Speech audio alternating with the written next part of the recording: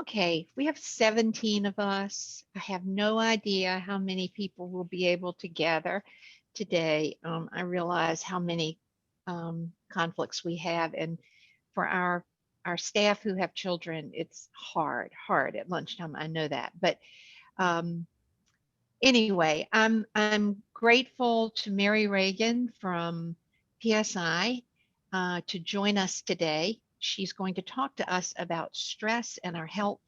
And I am going to ask everybody to mute if you aren't already. And Mary, thank you for being here and take over. Thank you for inviting me, Emily. It's just so nice to be with all of you again. I miss you all. It's been too long. We were scheduled to meet last week. And because of a scheduling conflict, we moved it to today. And it does strike me as ironic or strange, or use whatever word you will, that we are meeting on January 19th, 2021. And of course, no one is on edge. Tomorrow, we're going to witness the inauguration of a new president and vice president. Joe Biden will assume the office of the presidency after one of the most troubled and violent transitions of power ever witnessed in this country. Kamala Harris will become the first female vice president, a Black woman of Jamaican and South Asian descent. And they will face the triple pandemics of COVID-19, massive unemployment, political polarization. And each one of these stressors is affecting every one of us in different ways, to different degrees, but none of us is immune. So our topic today is the effect of chronic stress on our physical, mental, and emotional health and what we can do about it. So I'd like to start by focusing on our bodies. You've all come from wherever you've just come from. Maybe it's a work meeting, maybe making lunch for your kids, a project you're involved in for work, or trying to learn 7th grade math so that you can teach your child 7th grade math. But I would like to create a divider or a boundary between where you just were and now. And in doing that, I would like us to spend 1 minute in silence. And in that moment, I'd like us to pray for, bring before our minds, send energy to kindness and care to Joe Biden and to Kamala Harris, who will lead us into this new year. We'll spend 1 minute in silence, and I'll tell you when the time is up.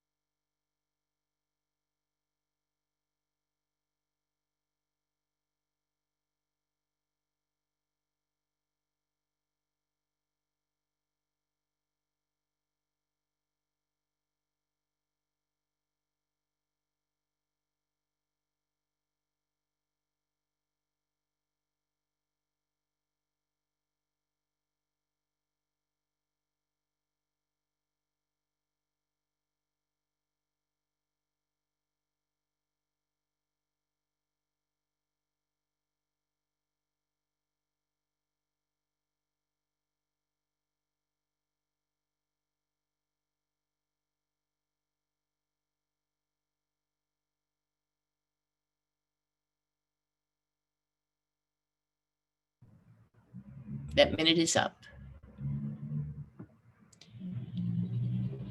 I would like to know, and I'm not asking you to respond to this right now, we'll get to responses later, but I'd like you to pay attention and ask yourself, does my body feel any differently now than it did 1 minute ago? Was I able in any way to settle my body? The answer may be yes or no, but I ask that because what we know is that our bodies have a kind of knowledge that's different from what's up here, the prefrontal cortex. And this knowledge is typically experienced as a kind of felt sense of constriction or expansion, of pain or ease, of energy or numbness. And often this knowledge is stored in our body as wordless stories about what is safe and what is dangerous. And if we're to deal with the issues of chronic stress, we must begin with our bodies. Now, when you think about the fact that we're dealing with, that our reptilian brain is always dealing with the question of what is safe and what is dangerous, think about what the pandemic's doing to us. Because we are, in a way, at every moment dealing with, is this safe or is this dangerous? Should I be with these people or shouldn't I be with these people? Should I be in this space or shouldn't I? Advances in psychobiology reveal that our deepest emotions, love, fear, anger, dread, grief, sorrow, disgust, hope, involve the activation of our bodily structures. And these structures are a complex system of nerves. And they start in the brain. And they start in the brain stem. And they go to pharynx and heart and lungs and stomach and gut and spine. Body, mind, and spirit are one. Neuroscientists call this system the wandering nerve or our vagus nerve. So our vagus nerve goes all the way from the brain stem all the way down. Resma Menakem, who writes about racial trauma, calls this the soul nerve. And the soul nerve is connected directly to the part of our brain that doesn't use thinking and doesn't use reasoning as a primary tool for navigating the world. So our reptilian brain is always asking the same question. Is it safe or is it dangerous? What do you think happened to our reptilian brain 2 weeks ago with the attack on the Capitol? I don't know what you thought about it, but I'm asking, what do you think happened back here with that attack on the Capitol? What we knew was it was not safe. We've only learned later how unsafe it was. We only learned later the desperate danger that the people at that Capitol were in.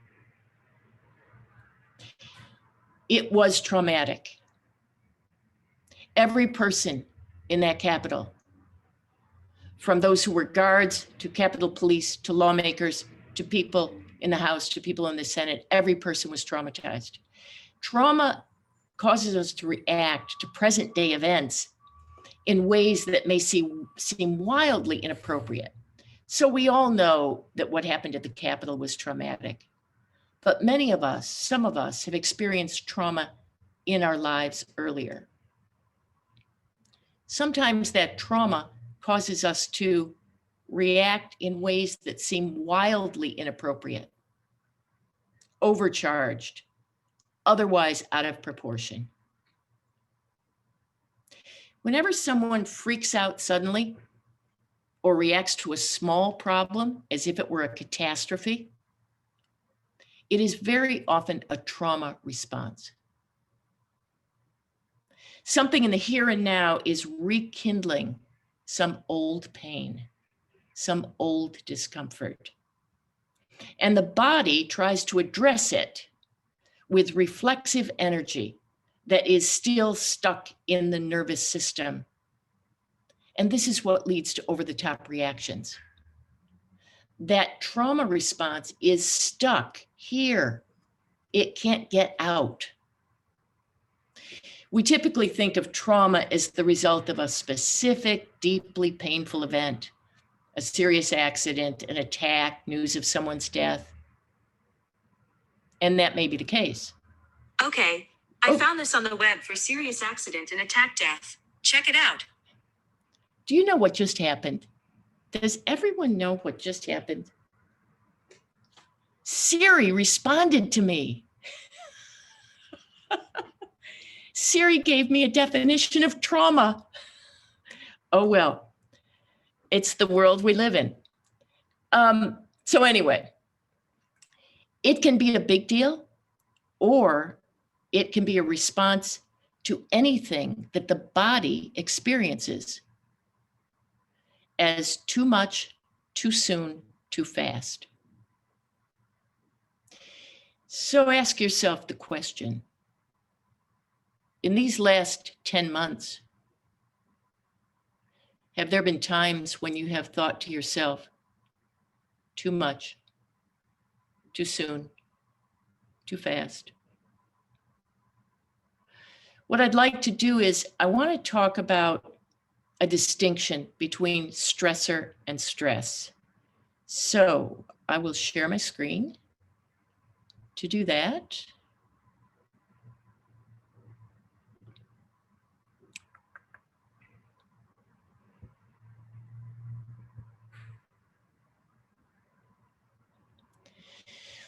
And here is the distinction I want to make between these two notions, stressor and stress. Stressors are whatever activates a stress response in your body. It could be external. COVID is the one that we've been dealing with for coming up on a year now. Work, money, family time, cultural norms, experiences of discrimination, unemployment. Those are some external stressors. Worries about your own health, worries about people that you love, fears about your job, changes in your sleeping pattern, changes in your ability to concentrate, health problems that are getting worse, mental health problems that are getting worse, increased use of alcohol, nicotine, prescription drugs, other substances. These are external. The internal stressors that we also have, a kind of internal critic with self-criticism, issues of body image, identity images, unresolved grief, traumatic issues, the future, capital T, capital F. Those are stressors. Stress is the neurological, physiological shift that happens in your body when you encounter a threat. So the stress response initiates a cascade of hormonal activity to help you survive. Epinephrine, cortisol, endorphins. And so that's the difference between stressor and stress. We assume that the elimination of the stressor completes the stress cycle, and we would assume incorrectly. Your body is still waiting for some kind of cue that the threat is gone and it's safe out there. So even though the stressor may be released, the stress may continue in your body. There have been recent research studies about internet searches during COVID. And one of the biggest increases in internet searches are for anxiety, panic attack, and insomnia. So that's kind of an anecdotal way of saying a whole lot of us are struggling with anxiety, some with panic, and many with insomnia. So what are some of the signs that you might need to deal with the stress in your body? You're doing the same thing over and over, getting the same result, but it's really pointless. Engaging in a variety of self-destructive behaviors. We all have our own particular brand of what that self-destructive behavior might be. You may be keeping it quite secret. You may not be talking about it. You may be worrying about it, but really not telling anyone. You find yourself checking things, picking at things, including your own body, thinking obsessive thoughts, fiddling with your body in a routinized way. Sometimes people will pick at their fingernails or pick at their arm or pick at their leg. It is an obsessive compulsive action designed to calm the body. Even though that may sound paradoxical, it is designed to calm. Just as self-harming behaviors are designed to calm, even though they harm. Another sign that you need to deal with the stress is that your body is out of whack. You're getting sick, not talking now about COVID, chronic pain, injuries that won't heal. So what it means is that the stress has overwhelmed your brain's ability to cope with the stressor.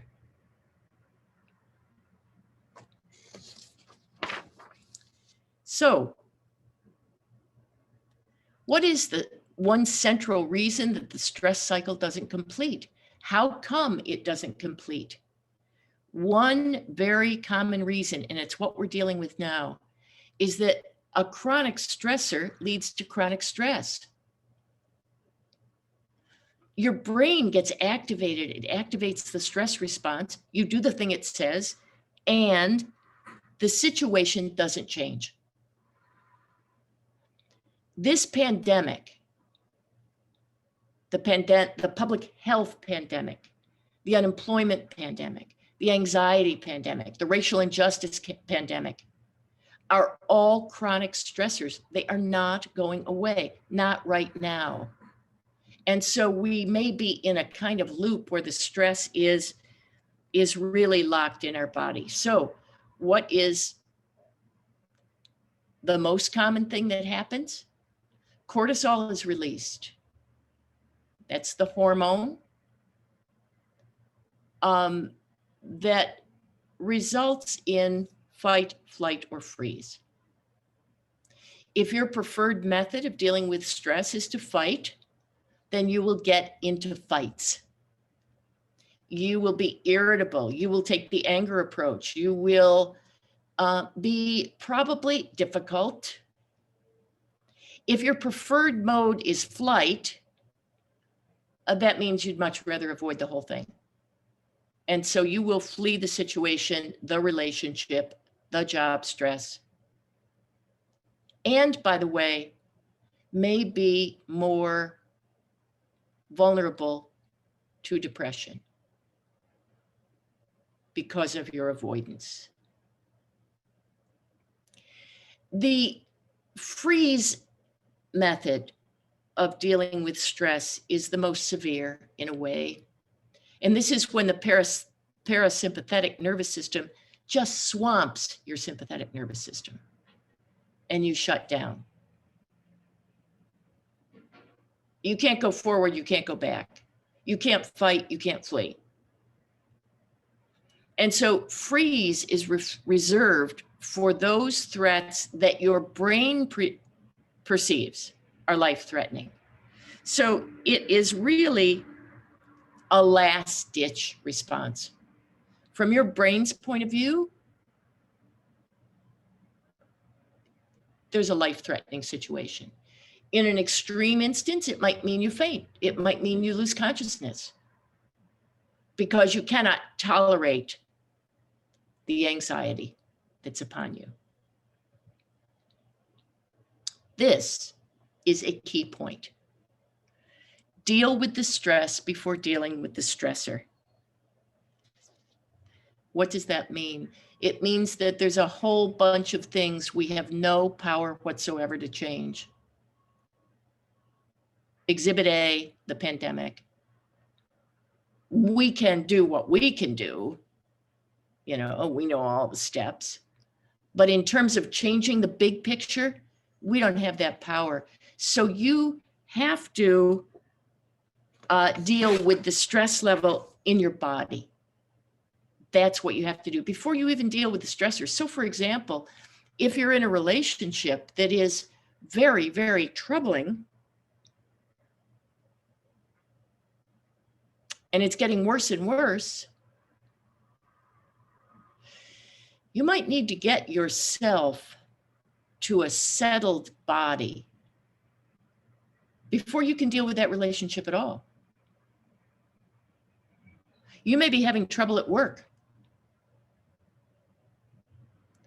Before you think about dealing with the conflict that you have at work, you need to settle your body so that you can engage in some workable solution. So let's talk about how do you do that? And I'll begin with the most important intervention. Physical activity. It's the single most efficient strategy for completing the stress cycle. That can be any activity you want. Running, walking, dancing, gardening, yoga, Pilates, anything that gets you off the couch, anything that gets you out of the chair, anything that requires you to move.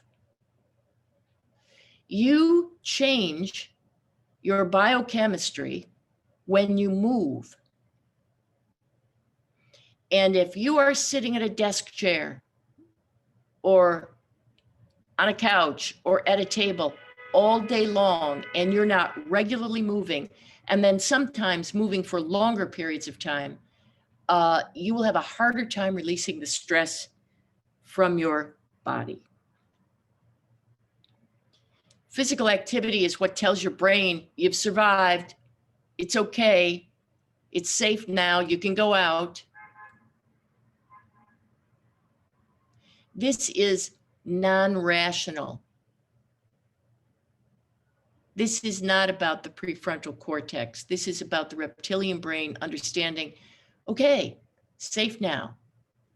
And so let me just spend another couple of minutes to talk about some other activities besides being physically active that can complete the stress cycle for you, and then we'll talk. 6 other evidence-based strategies. The first is breathing. For those of you who are regular meditators or have a mindfulness practice or do yoga or do Pilates, you already know about breathing. You know that if you breathe in for 4 counts and hold it and breathe out for 6 with 3 or 4 deep breath repetitions, you will lower your blood pressure, your heart rate will decrease, your anxiety will decrease, and you will be better able to think. Anxiety impedes thinking. There are some people who are really smart people, great intelligence, who are terrible test takers. They don't do well on tests. They get a much lower mark than they would have gotten. They sort of don't perform well. And very often it's the anxiety that is inhibiting their thinking. Positive social interaction. Here we are socially distanced. Here we are not gathering with people. Here we are on a screen right now instead of with each other. It's a recipe for depression. So whether you feel like it or not, reach out to your friends. Whether you feel like it or not, pick up the phone. Whether you feel like it or not, have some random act of kindness that will put you in touch with someone else. Laughter, of course, it is a tonic. Seek out those people who make you laugh. Humor is so subjective, but you know the people who are have the same sensibility as yourself. Find them. Affection, here we are. It's terrible. We can't hug each other. We can't touch. And we need touch, and we need to be held, and we need physical contact. And if you have it, great. And if you don't, find other ways to communicate your affection for another. Warm, encouraging words, an act of kindness, something that says, I really care about you. Spirituality and meaning making, absolutely central to completing the stress cycle. In trauma work, what we know is there are various stages to recovery from trauma. And the last stage of recovery from trauma is meaning making.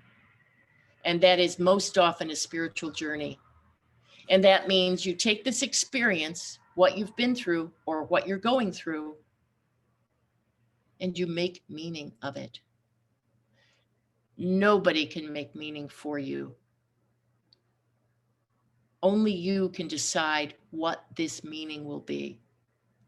And finally, creative expression. I wanted to say something about this. I was talking up the benefits of mindfulness practice a moment ago, and I want to make a caveat to that, and that is that it's not for everybody.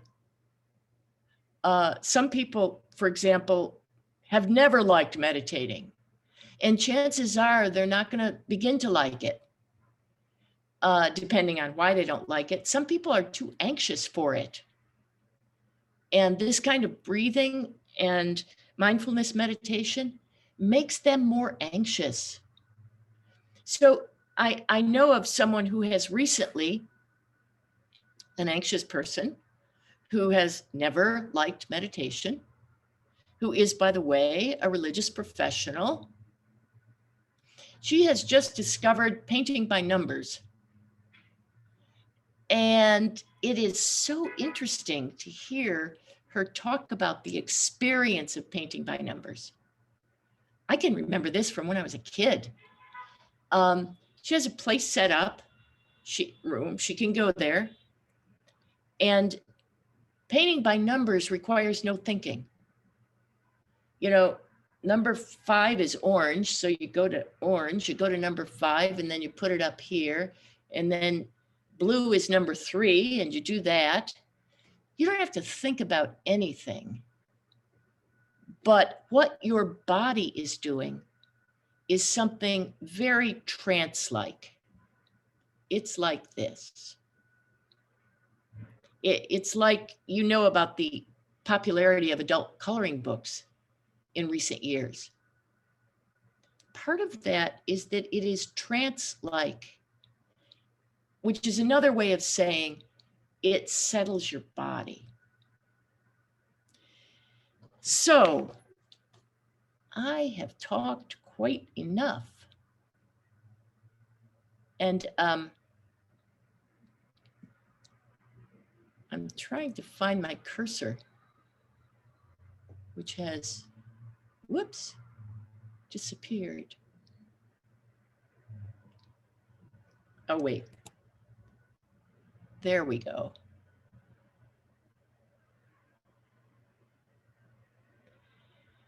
So